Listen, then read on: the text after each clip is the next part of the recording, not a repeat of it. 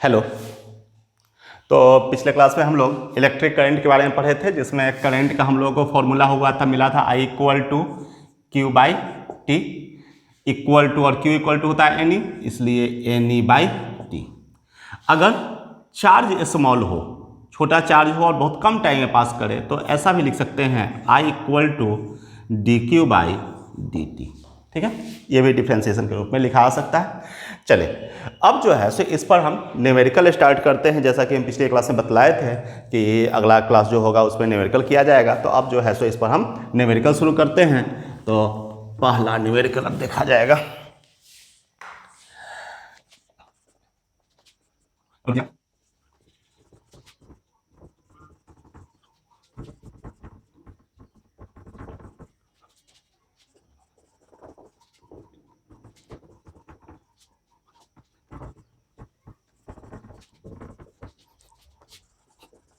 देखिएगा, यदि किसी चालक के अनुप्रस्थ काट के क्षेत्रफल से, यदि किसी चालक के अनुप्रस्थ काट के क्षेत्रफल से 4 सेकंड में 20 कूलम आवेश प्रवाहित हो रहा है, तो चालक से प्रवाहित हो रहे विद्युत धारा का मान ज्ञात करें।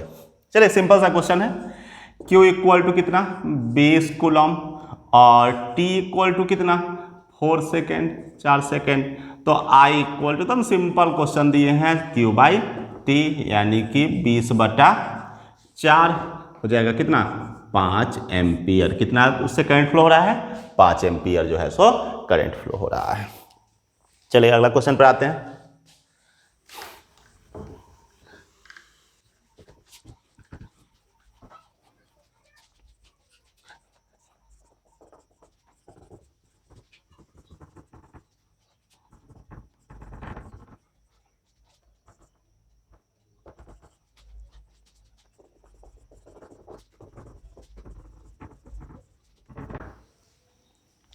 देखिए, यदि किसी चालक से 2 सेकंड में 2 × 10⁻20 इलेक्ट्रॉन प्रवाहित हो रहा है, तो उस चालक से प्रवाहित हो रहे विद्युत धारा का मान ज्ञात करें। यदि किसी चालक से 2 सेकंड में 2 × 10⁻20 इलेक्ट्रॉन प्रवाहित हो रहा है, तो उस चालक से प्रवाहित हो रहे विद्युत धारा का मान ज्ञात करें। चले, तो यहाँ पर ये क्या हुआ, n नंबर ऑफ इलेक्ट्रॉन्स, तो n इक्वल टू 2 × 10⁻20, 20।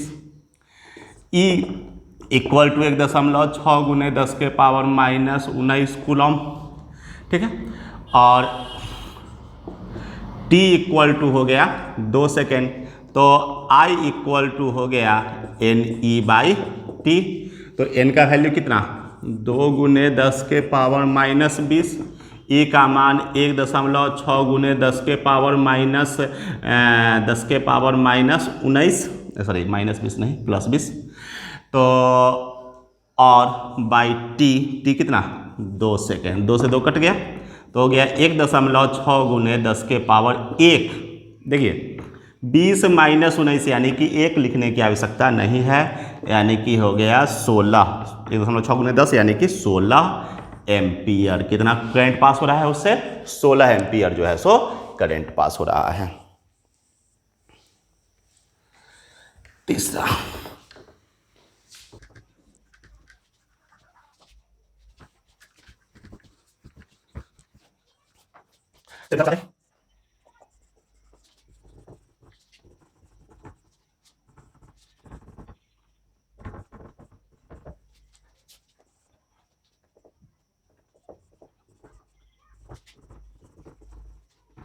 चलिए देखिए, किसी चालक से 2 मिनट में कितना इलेक्ट्रॉन प्रवाहित हो रहा है।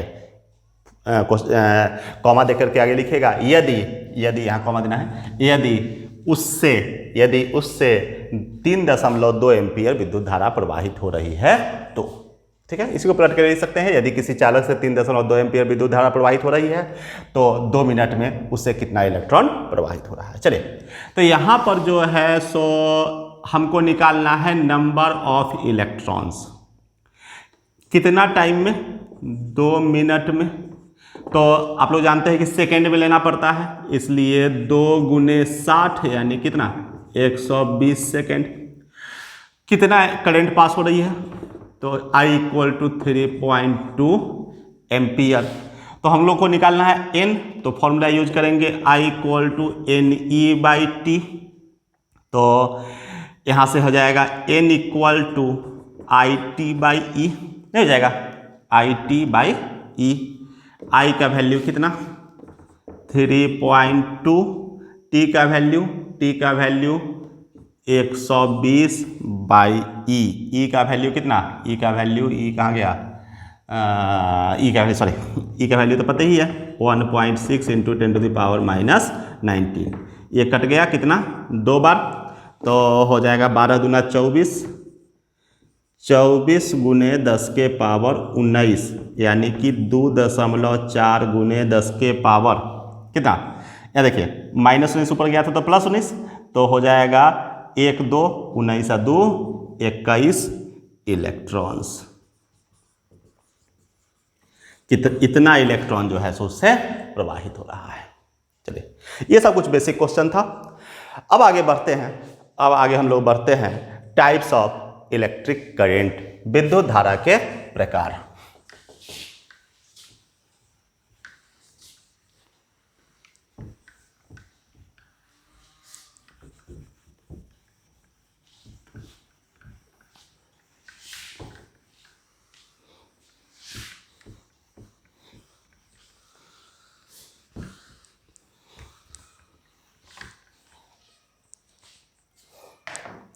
आप लोग हेडिंग दीजिएगा।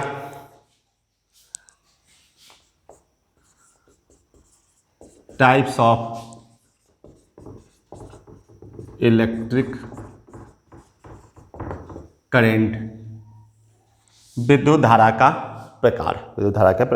चलिए, तो अब इसका मेन रूप से जो होता है 2 टाइप होता है। विद्युत धारा जो है वैसे होता है 3 टाइप, लेकिन 2 टाइप मेन रूप से होता है। पहला डायरेक्ट करंट,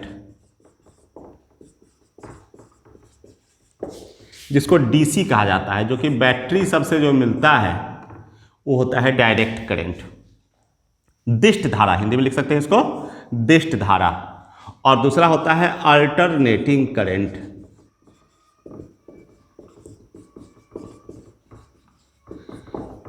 एसी प्रत्यावर्ती धारा।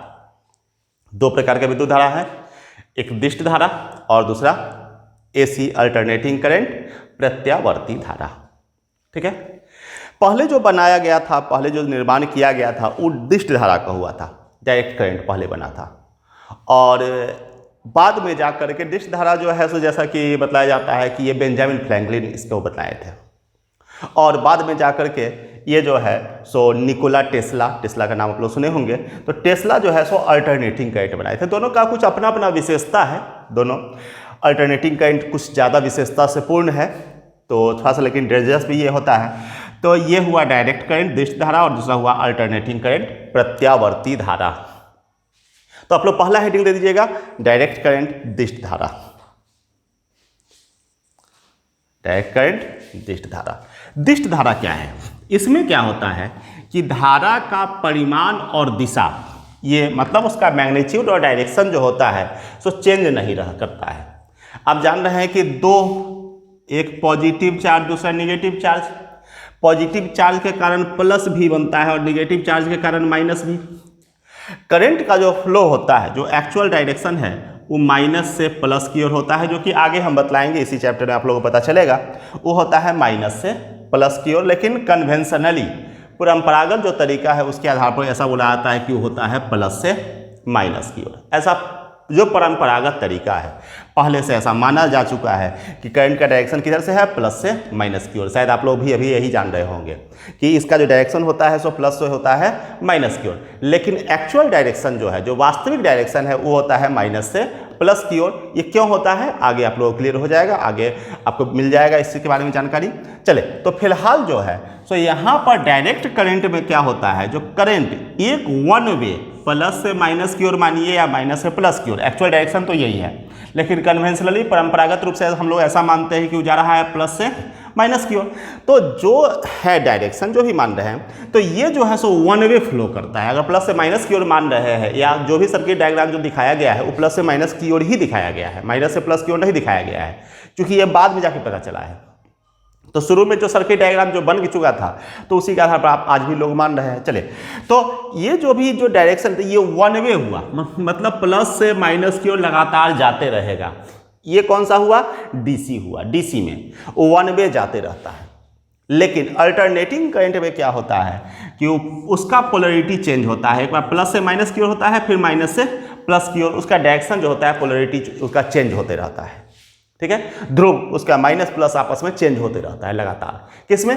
अल्टरनेटिंग करंट में। लेकिन डायरेक्ट करंट में क्या होता है? वो चेंज नहीं होता है, वो वन वे होता है, उसका पोलरिटी कभी चेंज नहीं होता है। साथ में इसमें एक ये भी है कि अगर 2 एम्पियर है तो कंटिन्यूअसली 2 एम्पियर फ्लो करेगा, इसमें डीसी में। लेकिन अल्टरनेटिंग करंट में ऐसा नहीं है, उसका वैल्यू चेंज होते रहता है। वो बढ़ेगा, फिर घटेगा, फिर जीरो होगा, फिर माइनस में चलेगा, मतलब अपोजिट चलेगा, माइनस में चलेगा, फिर से जीरो होगा। तो इसका वैल्यू लगातार चेंज होते रहता है। तो अल्टरनेटिंग करंट का एक फिक्स वैल्यू नहीं होता है। जो हम लोग वैल्यू देखते हैं अल्टरनेटिंग करंट का, जो भी वैल्यू देखते हैं वो इसका एवरेज वैल्यू है। ठीक है, उस पर भी बात होगी, वो आगे अल्टरनेटिंग करंट एक पूरा चैप्टर ही आप लोगों को पढ़ना है, तो वहाँ पर हम लोग बात करेंगे उसके बारे में। फिलहाल जो यहाँ पर हम लोगों को समझना है क्या चीज़, कि डायरेक्ट करंट जो होता है, दिष्ट धारा जो होती है, उसमें उसका परिमाण और दिशा जो होता है सो बदलता नहीं है। लेकिन अल्टरनेटिंग करंट का परिमाण और दिशा लगातार क्या होते रहता है? बदलते रहता है। ठीक है, तो डायरेक्ट करंट का पहले डिफिनेशन लिखते हैं।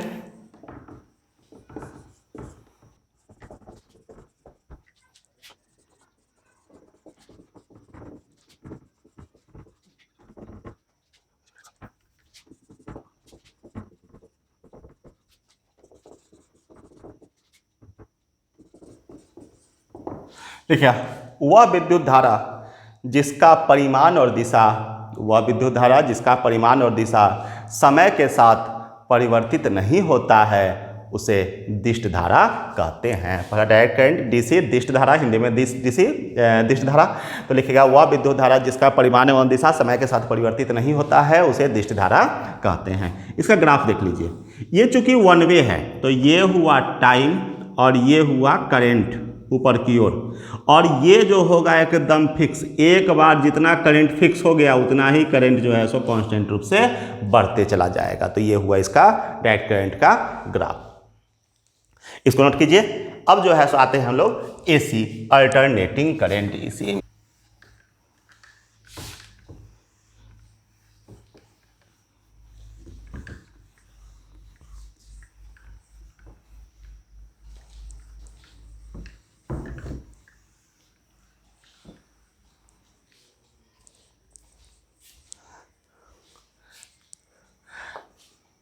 चले, तो दूसरा हेडिंग दीजिएगा, अल्टरनेटिंग करंट, प्रत्यावर्ती धारा। अल्टरनेटिंग करंट, प्रत्यावर्ती धारा। तो प्रत्यावर्ती धारा क्या हुआ कि वह विद्युत धारा जिसका परिमाण और दिशा समय के साथ क्या होता है? बदलते रहता है, उसे प्रत्यावर्ती धारा कहते हैं। ठीक है, लेकिन समय के साथ बदलता है तो एक निश्चित फॉर्म में। समय के साथ बदलने का तो अर्थ ये भी हुआ कि जो ये कभी 1 एम्पियर है, 1 एम्पियर है, कभी 2 एम्पियर, कभी 10 एम्पियर, कभी 25 एम्पियर, मतलब कोई इसका फिक्स टाइम नहीं है। कभी फिर हो गया 2 एम्पियर हो गया, ऐसा नहीं बदलेगा। वो बदलेगा किससे? पीरियोडिकली, एकदम क्रमशः, एक क्रमागत रूप में बदलेगा। एक समान रूप से उसका मान और दिशा क्या होते रहेगा? बदलते रहेगा। अगर एक चक्कर लगाने में यहाँ पर हम उसको ग्राफ के रूप से दिखा रहे हैं, यहाँ ध्यान दीजिएगा, उसका एक बार अगर अधिकतम वैल्यू जो गया है, अगर यहाँ पर अगर 2 एम्पियर मैक्सिमम गया है, तो जितना बार ये घूमेगा वो मैक्सिमम कहाँ पर पहुँचेगा? 2 एम्पियर ही पहुँचेगा। एक चक्कर लगाने में एक बार यहाँ से यहाँ तक बढ़ करके घटा, फिर माइनस में गया यहाँ पर। अगर यहाँ से यहाँ तक एक बार पूरा कंप्लीट करने में, मतलब प्लस से माइनस की ओर या और माइनस से प्लस की ओर आने में, अगर मान लेते हैं 1/50 सेकेंड समय लिया, 1/50 सेकेंड समय लिया, तो ये जो है सो जितना भी चक्कर लगाएगा सब में टाइम इतना ही लेगा। तो ये पीरियोडिकली रहेगा। ठीक है, पीरियोडिक रूप में रहेगा। तब जाकर इस तरह का जो करंट होगा वो क्या हो गया, अल्टरनेटिंग करंट। वैसे बोल दिया जाता है कि वह विद्युत धारा जिसका परिमाण और दिशा समय के साथ बदलते रहता है तो उसे प्रत्यावर्ती धारा कहते हैं। हो सकता है ऐसा भी डिफिनेशन हो सकता है, लेकिन ये डिफिनेशन जो है सो पूरे रूप से स्पष्ट नहीं कर रहा है कि वो निश्चित रूप से निश्चित समय अंतराल पर उसका मान जो है सो बदलेगा। ये चीज को स्पष्ट नहीं कर रहा है। तो इसका परिभाषा लिखते हैं।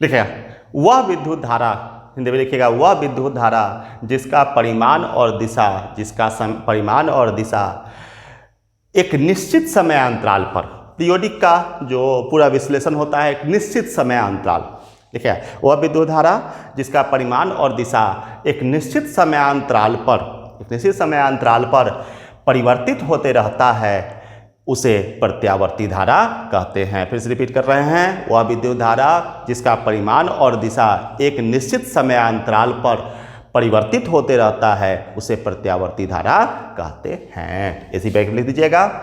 और ये जो हुआ सो प्रत्यावर्ती धारा का ग्राफ हुआ। ये ग्राफ आप लोग पहचानते होंगे। ये ग्राफ जो है सो किसका है, साइन का ग्राफ है। साइन कॉस टैन होता है ना, तो उसमें साइन का ये ग्राफ होता है। ठीक है, तो ये जो है सो साइन का ग्राफ हुआ जिसमें ये ऊपर की ओर गया टाइम, करंट, और इधर की ओर गया क्या चीज, टाइम। ग्राफ नोट कर लीजिए। अब अगला क्लास जो होगा बहुत मजेदार क्लास होने वाला है जिसमें हम आप लोग बतलाएंगे करंट डेंसिटी। हालांकि है तो ये सिलेबस का ही टॉपिक, लेकिन इसको सिलेबस के ढंग से नहीं बतलाएंगे।